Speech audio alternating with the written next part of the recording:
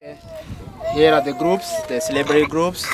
Before here is Yel Nyang, the person who participated in the team committee trying to liberate the people back from North, especially in Darfur and Nyala. Is Yel Nyang, who was the one involved to bring the celebrity back. And in the middle here is Ngair. She's holding Ngair Ding Masham. She's holding the baby boy by name Majungit. Ngair is the victim.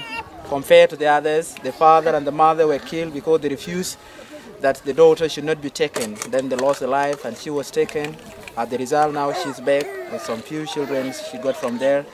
Therefore, the management of Church of Christ in Marialbai together are planning to do something for them, small business which will sustain their life, and plannings also to provide education for their children.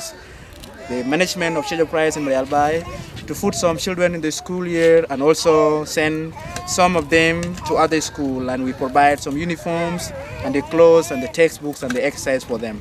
We look forward for Australian Churches of Christ and the Australian government and community as all to contribute something for the benefit of their life, to restore their life back again as Christ teaching. We're so grateful.